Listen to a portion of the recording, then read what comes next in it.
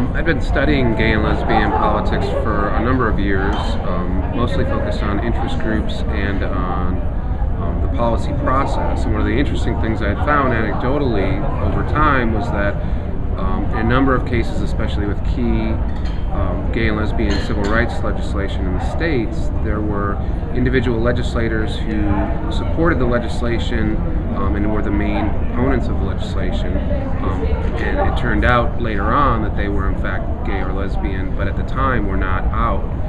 So it interested me in terms of those legislators who were openly gay or lesbian, what influence they had in the process and what hurdles they faced in trying to be elected in the first place.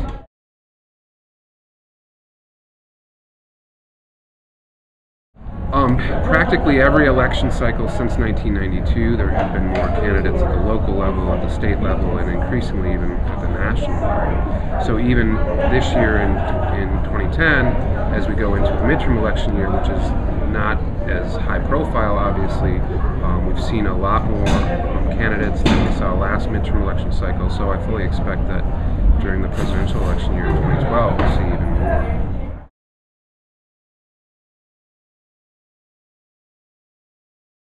I think they do, and partly from what I find in the book is it's not simply that the public has grown more tolerant, which is part of it, but it's also the basic fact that gay and lesbian candidates are typically very strategic about where and when they choose to run, and obviously in some states it's going to be more difficult for gay and lesbian candidates to run. In some districts it's more difficult for them to run because of the composition of the district, but there are enough districts that are going to have the right characteristics, so to speak, where it would be somewhat easier for a gay and lesbian candidate to run.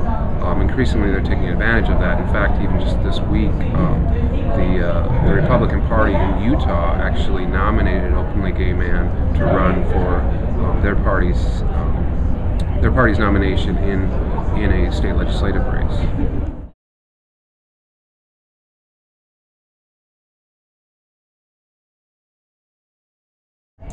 Based on my analysis, in fact, there is. More bills do get introduced, more bills actually get adopted, and on key legislation, in particular anti-discrimination laws, they appear to make a pretty significant difference. And that's both from a systematic quantitative perspective and both in the case studies that I do on gay and lesbian officials in particular states. They do make a difference. But there's a broader impact, not just of them introducing legislation and obviously voting for legislation, but also they have a sort of role model effect that having openly gay or lesbian officials in the legislature actually influences the behavior of other legislators.